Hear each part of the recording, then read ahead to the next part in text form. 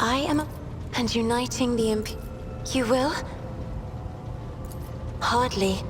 According to my stay on the station was wholly dedicated to preparing me for my future duty. The Regent gave me a bird from a sunlit planet once. I tried to befriend it and make it sing, but for some reason, it refused and died soon after. The instructors were too respectful of my duty to my house to waste precious time on idle chatter.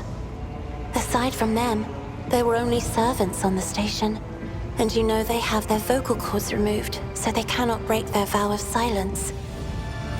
And since the subject has been breached, Lord Captain, why do you not follow this honored tradition? Your decks are so garish.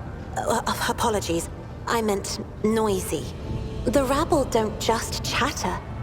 Sometimes they shout and even sing. Why do you allow such a lack of restraint? Rogue traders are highborn, are they not?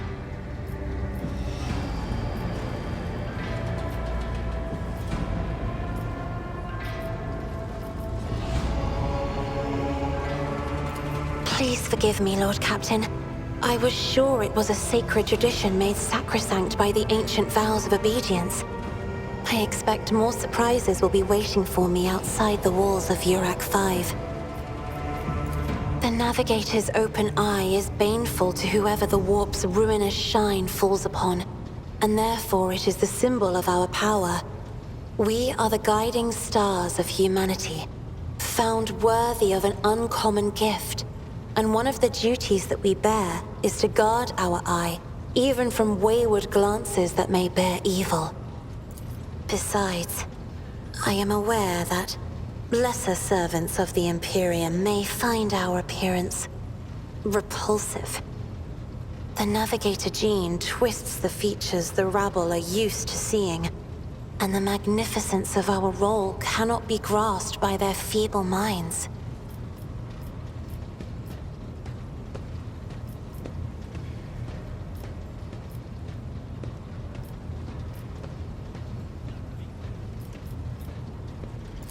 Perhaps my appearance does not terrify you right now, but this will not always be so. The Navigator gene is unstable. My body is going to change over time. And only the God Emperor knows exactly how. It may be difficult to describe. You see, every Navigator perceives the warp differently. My mentor, Great Regent Elronto, always described his travels through the Immaterium as a journey through a vast wood with countless paths. And I, assisting him in the first voyages, futilely tried to follow his example. But the wood would not reveal itself to me. But everything changed when I found my own key to this mystery. You see, I've always brightened up my rare moments of leisure time by painting. You may recall there was a workshop in my chambers. As soon as I imagined the warp as a blank canvas, an indescribable feeling came over me.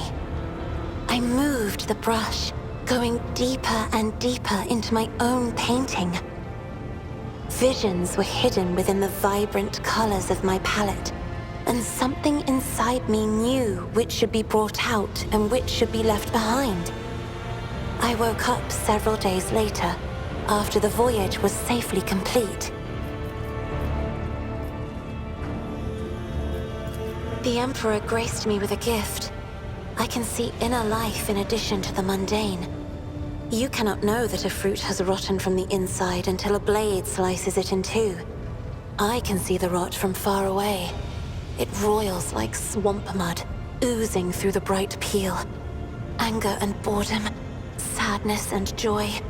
Everything that people shut away inside themselves is revealed to me like colors on the canvas of my world. You will hear no objection from me, Lord Captain. As the only voice of our family on this vessel, it is an honor. As long as your questions are courteous, I will answer every one of them. Oh, yes. The navigators of the house came to the Coronis Expanse fairly recently, a mere 208 years ago. Before that, our ancestors expanded the borders of humankind's dominion for the glory of the Emperor, blazing trails to different corners of the galaxy. Just as a rogue trader stands at the head of a protectorate, a Novator heads a navigator house. It is the Novator who decides where to look for alliances and which path their bloodline is destined to tread. As for our house, the transfer of power to a successor is currently underway. In the meantime, Great Regent Auronto Orselio is ensuring the stability of the house. So says Regent Auronto. Nothing is decided yet. Some people in the house become enshrouded in rolling grey clouds at the thought of me becoming the Novator. But even more are bound with dull leaden chains. They think I am not ready for such a burden. You are shrewd indeed. My ancestor charted that route while fleeing the enemies of humanity. They say the Emperor himself was his guide, because the warp expelled their vessel without a single loss. Unfortunately, the lips of those who relate this tale seep with disgusting green hubris. I think Kalain Orselio was simply a skilled navigator. By all means. Sister Argenta shines like a guiding star, inspiring resolve in those around her, seemingly inexplicably. However, I see a dark and ugly fog billow behind her, contrasting sharply with her shining light. It burdens the Sister of Battle. It drags her down. Yet Argenta herself is hardly aware of it. Seneschal Viserion is among the few whose colors are a pleasure to look at. Whenever the Seneschal speaks, heavenly crystal clarity spreads around him.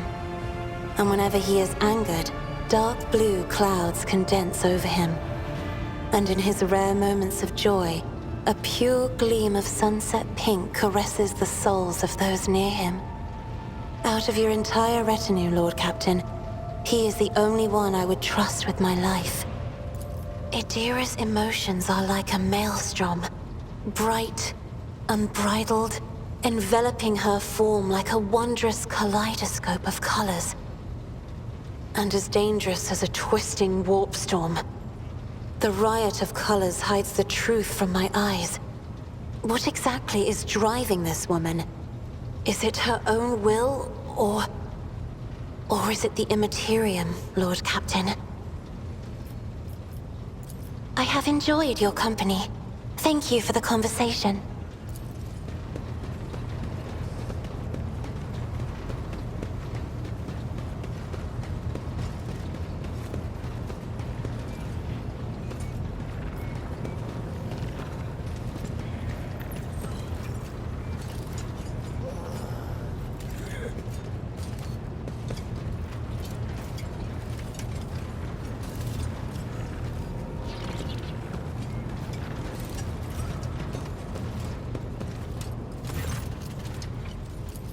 You bet I do, Lord Captain. Okay, so we went to Footfall once. Well, I mean, Lord Captain Theodora went to Footfall a lot. But on that occasion, she took me with her for some reason. My day had gotten off to a bad start. My head had been yammering since I woke up, but there was nothing else for it. I had to go. We arrived at the place. And what a place! All the gentlemen and ladies dressed to kill, showing off their encrusted implants, all clustered around little tables. Well, turned out it was a gaming den. And not just any gaming den, but one run by somebody with deep pockets for people with just as much cash to splash. You should have seen it. People gambling away planets in a game of regicide. Anyway, so the Lord Captain wanted me to help her beat some guy. So I tell her, the chips won't land in your favor. You'll get a bad hand. Don't sit down at that table, your ladyship. But did she listen? Of course she didn't. If there's one thing she never lacked, it's stubbornness. So they sat down and the cards were dealt. I'm hovering around like I'm not involved, but I'm keeping my eye on things. And everything in my head keeps getting louder and louder. Anyway, it's a good thing I realized in time that my mind wasn't going haywire over a losing hand, but something else. I made some excuse to drag the Lord Captain up from the table and took her away from that place. And a few minutes later, the room where we'd been... It turned out some wise guy had the same bright idea to bring a pet psyker along with him. One of those ones who just scuttle around in Footfall's underbelly. And the psyker just freaked out, I guess. After all the commotion, people went to see what happened in the room. And they'd all gone for each other's throats. Literally. With teeth. And I think they completely detached that asteroid from Footfall and pushed it off into open space so it would head off toward the local star. All right, let's hear what they're whispering about you. I'm sorry, Lord Captain. Of course.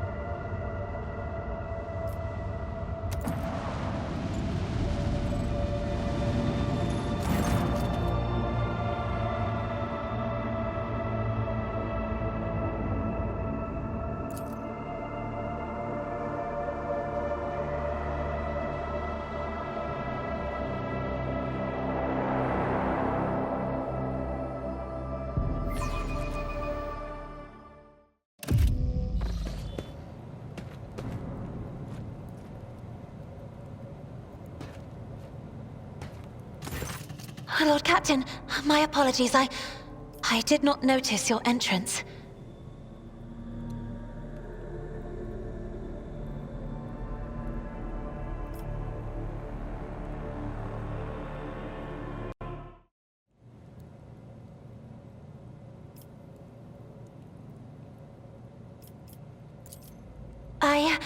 I did not... Please forgive me this regrettable lapse, Lord Captain. There are times when books sweep me up, and I lose myself in their pages and forget about the world's existence.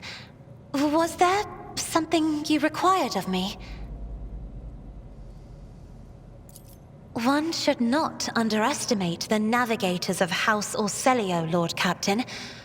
Like a shawl of pale smoke, a faint malaise hangs upon my shoulders, but it will not be the slightest hindrance to my duty to humanity, and my duty to you.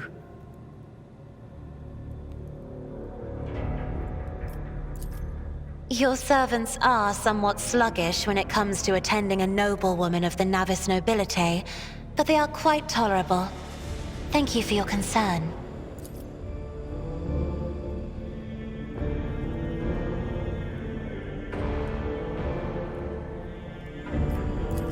There are people on this ship who are far more impulsive and dangerous to others, and far less devoted to the God Emperor than a herald of the Navis nobility.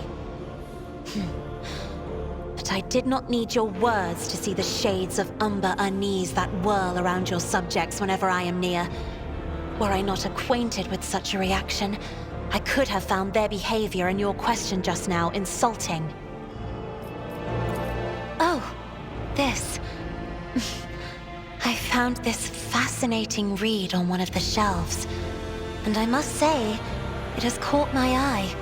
Its every chapter is written in verse. I find it so beautiful and enrapturing.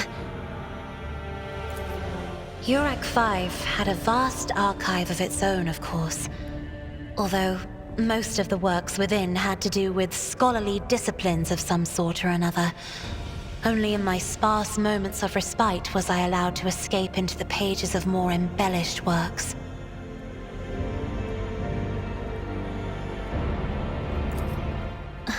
Lord Captain, would you kindly explain to me why you are pestering me with these questions? Inquiring about my mood and my needs, showing an interest in the books I am enjoying. You are behaving as if you possessed a shred of fellow feeling for one such as I. I beg your pardon, Lord Captain. That was no way for a navigator to conduct herself.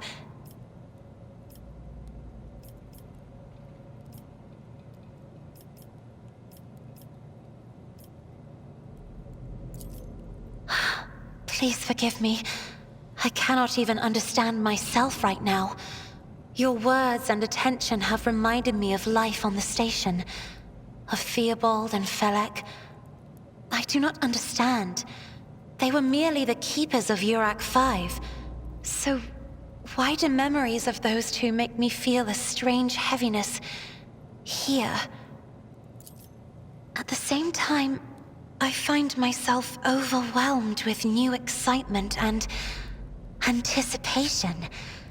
At last, I have set foot outside my familiar walls and into a world that I have only seen before in the pages of books. Your ship alone is a treasure trove of remarkable artifacts and curiosities. And just imagine the things that await beyond, but my delight must seem childish to you, surely. In your heart, you must be finding all this quite amusing.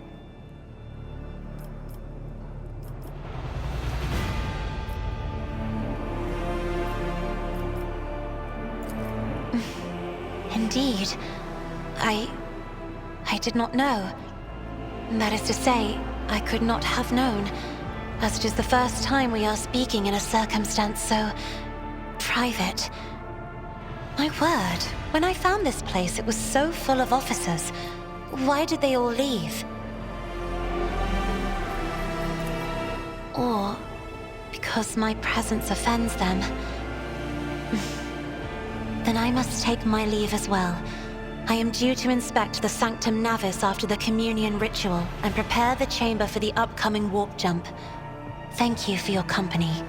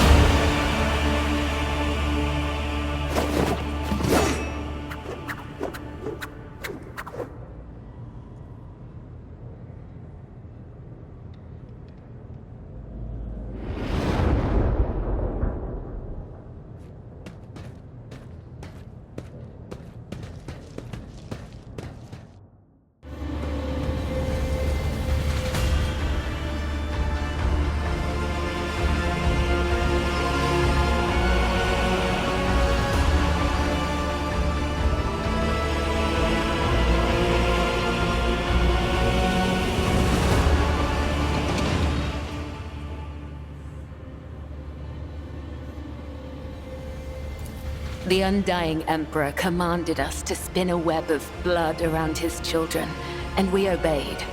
We obey still.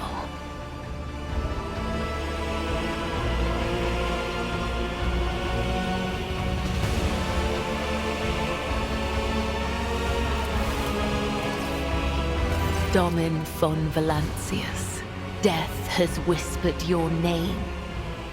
We disown Domin Theodora.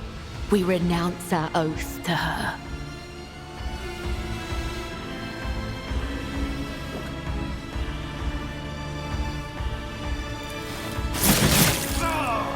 And now we give the gift of our blood to you. It is the gift of death.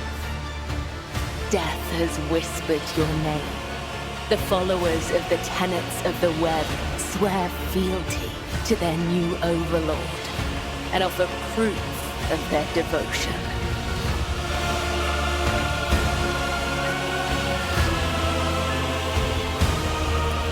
We give you a blade, the silent verdict. The Undying One has chosen you to wield this instrument of death. We give you one of our own, Kibella. She will be your shield and shadow. And we give you the blood of these traitors. The tenets of the web will purify their souls.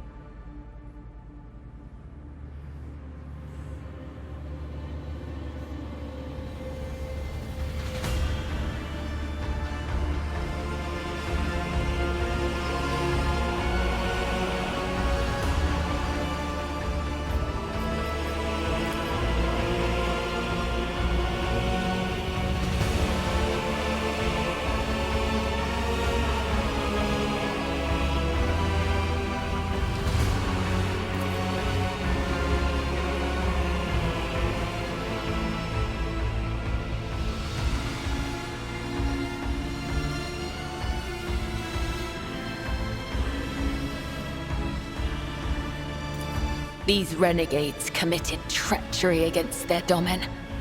Their lips once praised the name of Kunrad Voigtveer, but it is your name they will whisper as they cross over to the other side.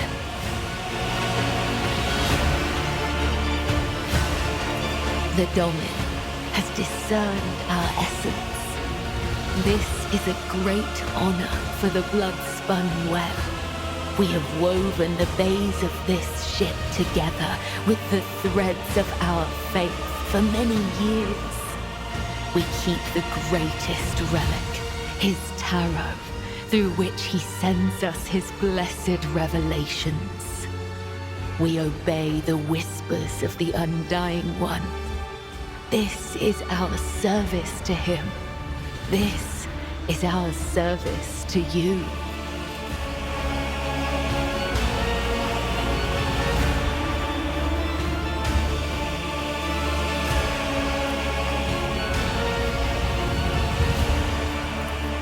The tenets of the web teach us to read the threads of the future and understand the hearts of others.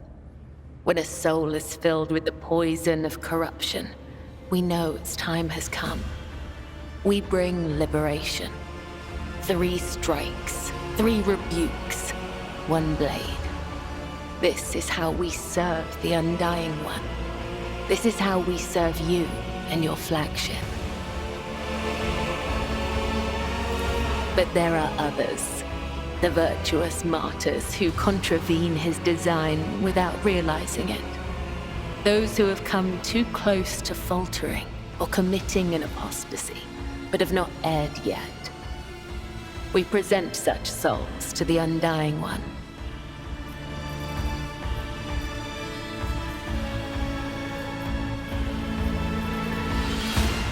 We do not desire their death. We do not seek them out in the darkness. They come to us, and we usher them from this life if his sacred tarot reveals that the Emperor wishes to accept these martyrs.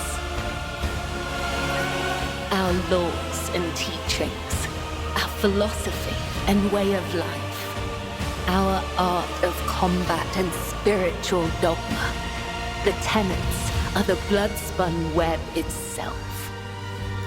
Humanity owes its existence to the undying Emperor's sacrifice. It is he who protects us from a darkness of terrors. Hence, each of us has a duty to serve him, and a duty to die for him. To act otherwise is to waste the life that has been given to us by the Undying One, to become a thief. We help others understand this. We help them to live and die righteously.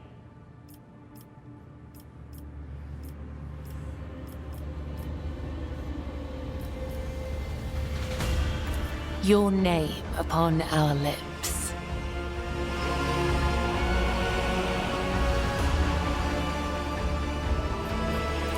I am the second spinner of the blood-spun web.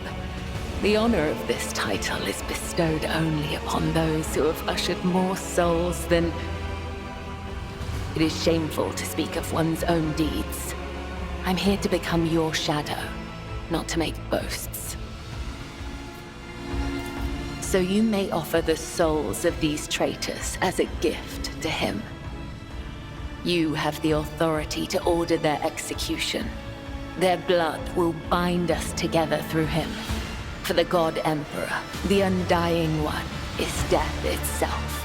The Undying One is duty itself. Give the order, Domin.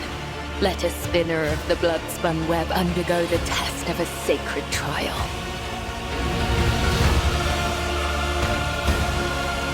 A dagger that has not sliced through sinew is nothing more than a toy. Let the final dance begin.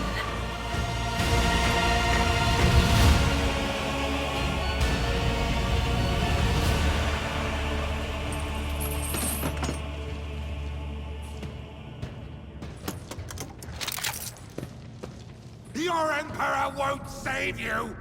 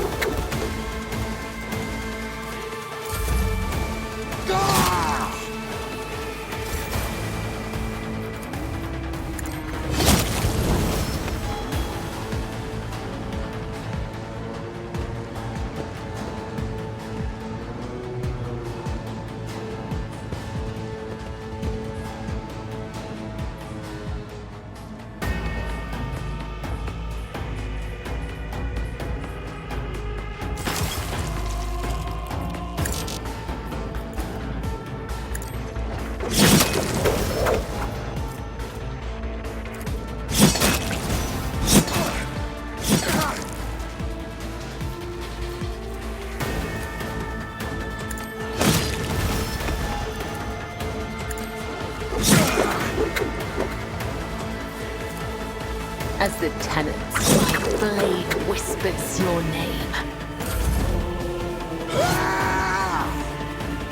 Chaos guides me!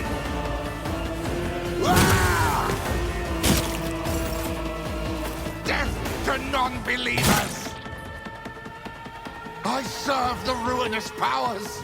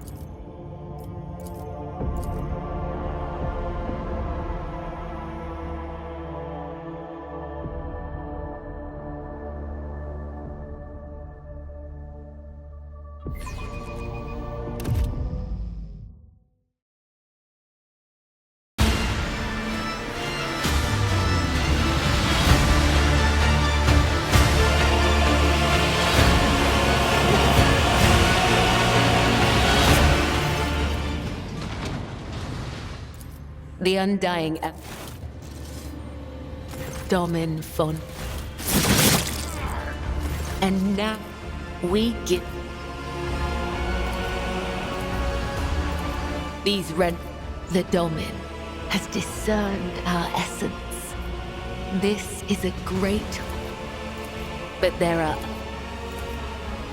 humanity owes it your name upon our lips. I am the second, so you may give the order, Domin. A dagger that has not.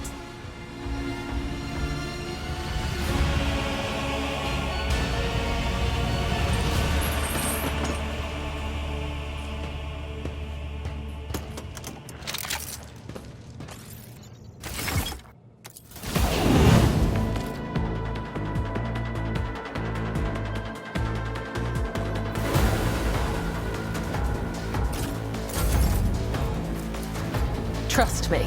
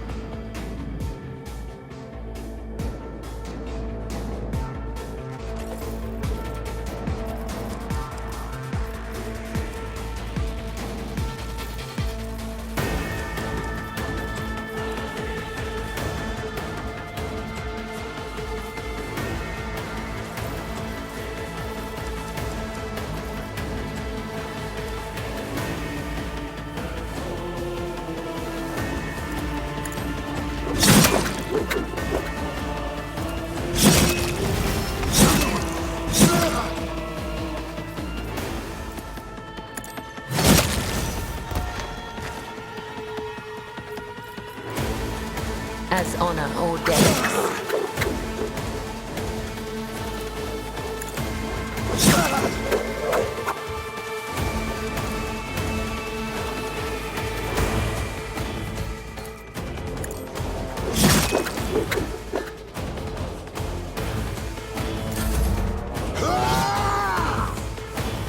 Death to the weak!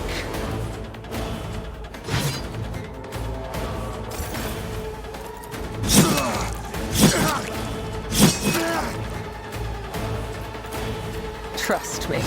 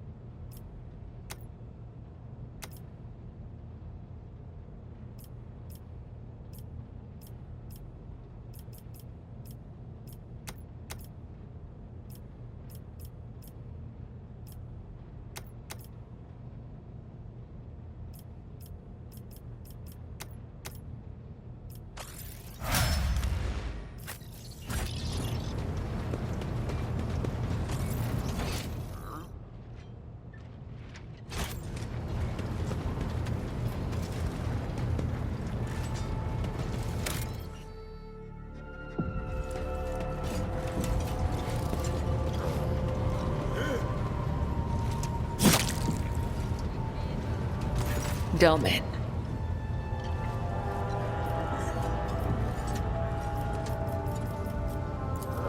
May the Undying One shroud your footsteps from the faithless.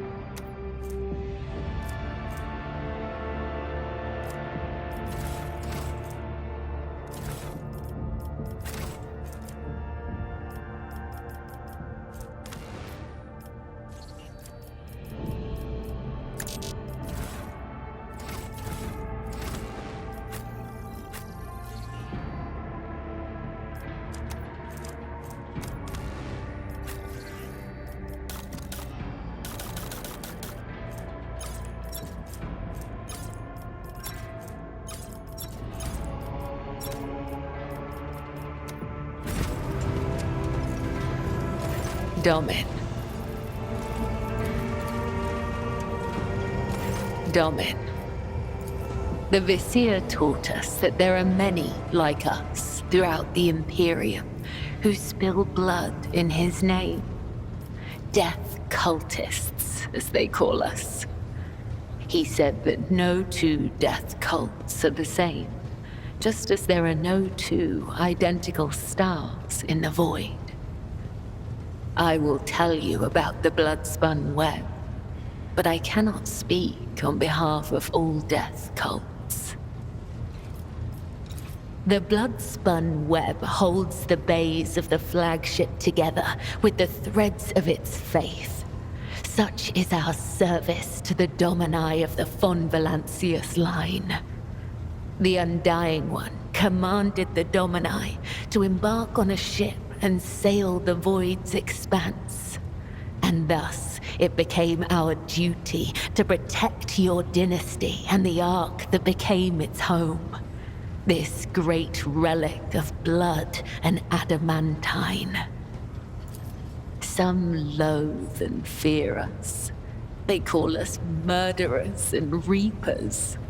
Others call us dancers of death, who send the souls of the dead on their way. Both are right, both are wrong.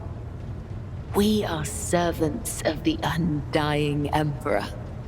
When he whispers that the time has come for a righteous martyr's soul to be laid in his blessed hands, we come to claim it.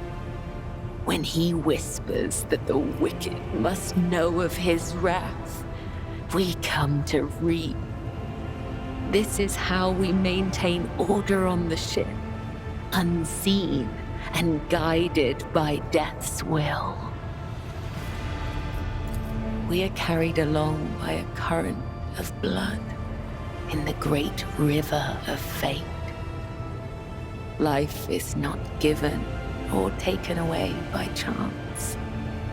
If I see an enemy of humanity, my blade will sever the thread of their existence. I will not wait for a sign of his divine bidding. I am his will, and I do what must be done. Death's whisper is unmistakable. It is not like the murmur of stars or the hiss of corruption. It is truthful, pure, unyielding. Only the most eminent of us, the high spinners, can hear the whisper of the Undying One and give voice to his will. They must hone their senses and temper their body and soul for years before his call can reach them. If it puts you more at ease, you can think of these whispers as his providence. Spinners carved the chronicles of our history on the stones of our temple long ago. But fate and time have erased our past. just as an exploding star erases a part of the galaxy from existence. It is the Visier's duty to watch over the flock, to lead those who want to learn more of the Undying One, but are fearful of death, and guide those who seek answers in death, but do not know how to live. The Visier protects all. Those who do not know we exist, those who are grateful for our service, and even those who hate us. The Visier sees what is to come, remembers the past, and accepts the present. They spin a web of faith and blood so strong that no enemy may sunder it. This is the Visier's burden. This is the legacy of the matriarch spider. It is said that she was one of many, born in the void, the Domin's subject. She honored death instead of life, and for this, she was persecuted. It is said that when the arch-enemy's forces invaded the flagship during a warp jump, she gathered the Undying One's servants around her and saved the ship from ruin. Together, they spun the first threads of the web to ensure that such devastation would never happen again.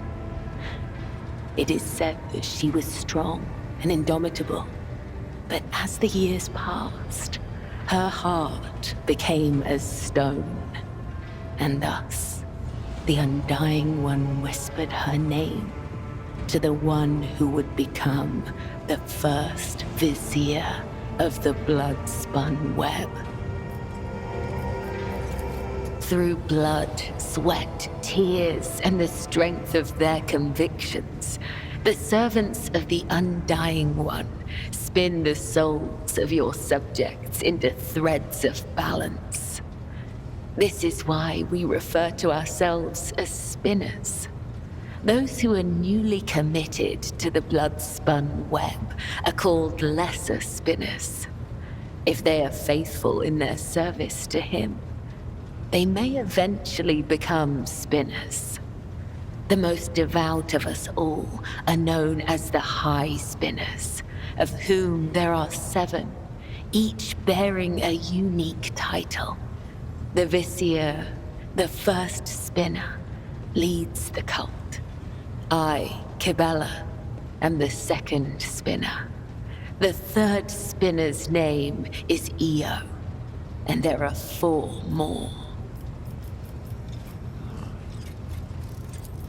The Undying One is death itself. We serve him, and thus we serve death. This is not a comparison, attribution, or preference. It is the truth, and nothing can change it. The tenets are knowledge, an art that is passed down from one generation of the blood-spun web to the next. Even so, there are spinners who will never fully comprehend this knowledge in the time allotted to them by the Undying One. The tenets dictate how one follows the thread of life, but they are also the thread itself, from first breath to last. The tenets cannot be taught, they must be lived. Only then will you understand. I am the second spinner of the blood-spun web, a spear in the hand of the Undying Emperor. I am your shield and shadow, your blade. The tenets compel us to let our deeds speak on our behalf. There is no one in the cult who does not know me, so I have grown accustomed to taciturnity in matters regarding myself. Ask, and I will try to give you an answer that will satisfy your thirst for knowledge.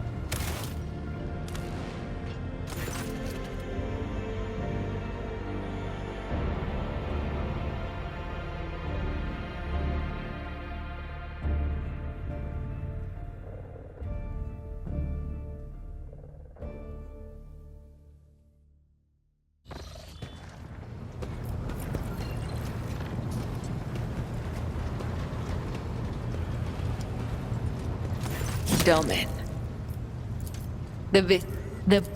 Some low death's whisper. We are carried along. Spinners carved. It is it is said through blood.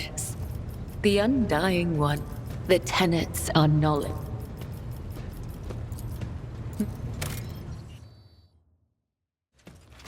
Domin. I am. The tenets compel us to let our deeds speak. I remember nothing of my childhood. The Vizier says this is because of my training and the injuries I received in battle. He told me it is the fate of all high spinners. The only memories I have are of the blood-spun web and the brothers and sisters who serve the cult alongside me. When we were young, we would sew our eyes shut and wander through the bays for months at a time, starving, surviving, dying. This trial of darkness honed the senses of those who passed it. We were elated, for we knew we were blessed by him. When we grew older, we learned to wield our weapons, and our mentors tested us with pain, poison, and the weight of deceitful words. In time, our bodies no longer felt pain. Our blood became resistant to toxins, and our focus could not be shaken. We were at peace, for we had shed everything that could encumber our faithful service to him. When we came of age, we faced a great trial, a year-long vigil spent in unceasing prayer to the Undying One. When hunger and other base sensations faded away, we attained true comprehension of ourselves and our place in the world. Our place between life and death. We were proud, for on that day, he truly accepted us, and we accepted him.